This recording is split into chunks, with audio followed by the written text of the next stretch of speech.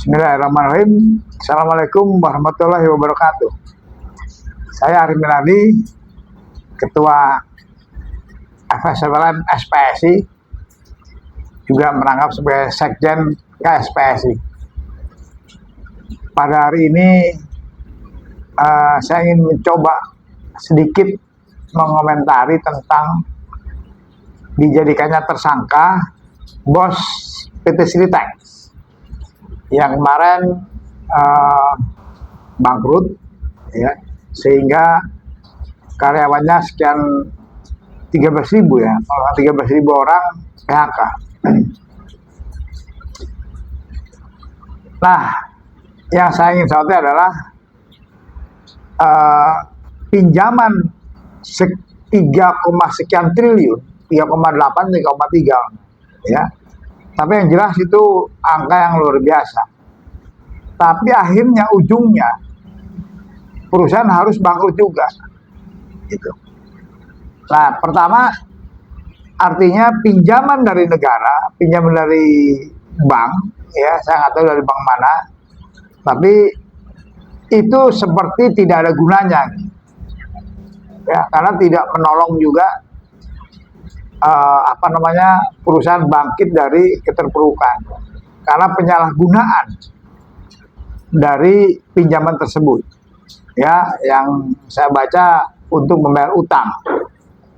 Nah, kami ingin mengingatkan kepada pemerintah, ya, bahwa atau kepada institusi bank keuangan, ya, bahwa ketika perusahaan meminjam uang dan dalam jumlah besar, maka harus ada pengawasan khusus.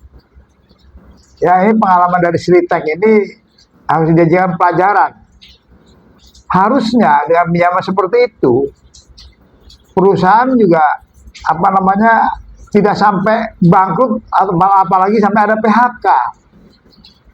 Gitu.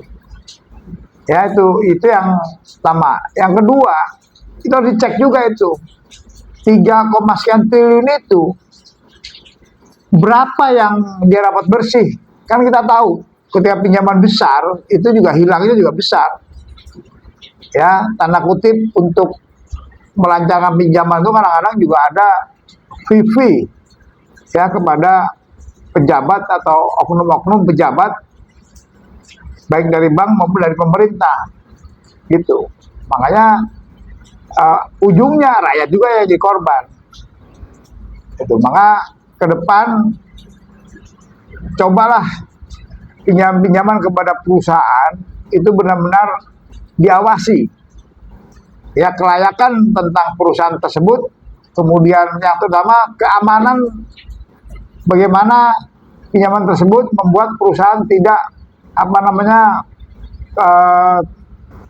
membuat perusahaan menjadi maju dan kesejahteraan karyawan juga ikut maju. Ya, itu kemudian juga yang kedua, ya harusnya pinjaman-pinjaman tersebut juga membuat bagaimana ekonomi di daerah perusahaan tersebut juga bergeliat.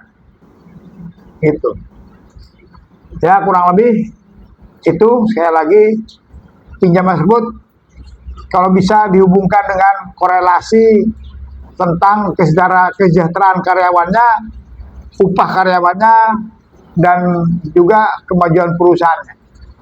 Itu harus benar-benar